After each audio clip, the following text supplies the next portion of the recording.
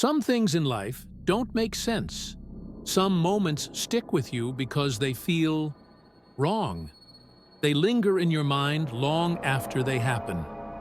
They leave a pit in your stomach, an unshakable sense that something is watching, something is waiting, and sometimes something is already there. Tonight, I'm sharing 3 times I knew I wasn't alone. 3 experiences that left no doubt in my mind that someone or something was there. Things that shouldn't exist, or at least shouldn't have been near me.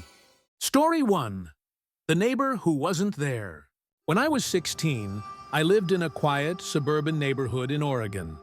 My street was lined with identical houses, white picket fences, perfect lawns, perfect silence. Usually the silence was comforting, but one summer night it wasn't. I was home alone. My parents had gone to a dinner party. My bedroom window overlooked the street, and the glow of the porch lights illuminated the yard. I was scrolling through my phone when I noticed movement in the corner of my eye. A figure standing on the lawn across the street. I froze.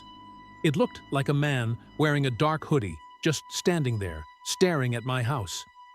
I blinked. He was gone. I thought maybe it was my imagination. But then I saw him again. A few minutes later, same spot, same stance, eyes fixed on my window. I tried to call my parents. My hands were shaking. My phone wouldn't connect. I grabbed a flashlight and went to the window to get a better look. He started walking toward my house. He wasn't running. Just slow, deliberate steps.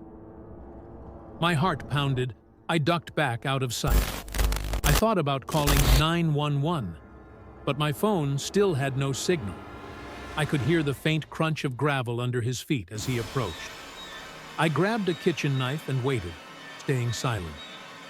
The footsteps stopped right outside my front door. I could hear him breathing. His presence was so close I could feel it through the floorboards. My dog, who never barked at strangers, stayed silent. I waited for what felt like hours. The footsteps finally receded. The next morning, I ran to the street. No one was there. No footprints. No cars. No signs of anyone ever being outside that night. I moved away a month later. I still dream about him sometimes, and when I pass my old neighborhood, I can't help but look at the lawn across the street, just in case. Story 2. The shadow in the basement. A few years ago, I moved into a small apartment in Chicago. It was cheap but cozy. I liked being alone. It gave me space to work and think.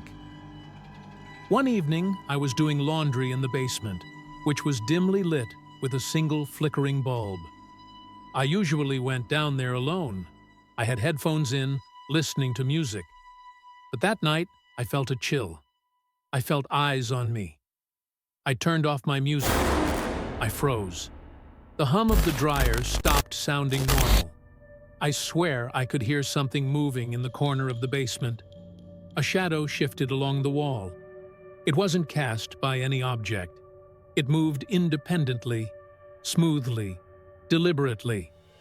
I told myself it was a trick of the light. But then I heard breathing. It was slow, measured, coming from behind the dryers. I spun around. Nothing. There was nothing there. I ran upstairs, my heart hammering. I locked the basement door and went back to my apartment. I tried to rationalize it for days. Then I started noticing other things. Light switches flickered when no one was there. My keys were moved from the counter to the sink. My apartment door would be slightly ajar in the mornings. I set up cameras. I didn't catch a face. I only caught movement. A dark figure slipping behind furniture, never fully visible, always watching. I moved again. I never told anyone. I never knew what it was, and sometimes I still wake up hearing footsteps in the basement below, even though I live on the top floor now. Story 3. The voice in the dark. 2 years ago, I was staying at a remote cabin in northern Minnesota. It was winter, snow falling hard, the kind of cold that makes your bones ache. The cabin had no neighbors for miles. I was alone for a weekend getaway. I liked the isolation, or at least I thought I did. On the first night, I heard something outside, the crunch of snow on the porch. I ignored it, thinking it was an animal. Then it happened again, closer this time. I looked through the window. I saw nothing, but I could feel eyes. I tried to sleep, but at 2:13 a.m., I heard a voice.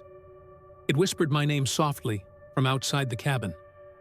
I froze. The voice wasn't coming through the walls. It was clear, crisp, and close. It said my full name, slowly, deliberately. I got up, grabbed a flashlight, and opened the door. The snow was falling, but there was no one there. No footprints, no signs of life. But the voice came again, whispering from the trees, "Come outside."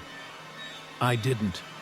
I stayed inside the cabin the entire night, lights on, door locked, and yet I could feel it pacing outside, waiting for me. I didn't sleep a wink. I left the next morning. The drive back was silent, but I kept glancing in the rearview mirror. I still don't know what it was. I don't know if it was human, spirit, or something else. But I know I was not alone. Some presences can't be explained. Some moments leave evidence. Some moments leave none. And some things stay with you forever. If you felt your skin crawl during these stories, you're in the right place. This is Dreadora, where fear feels real.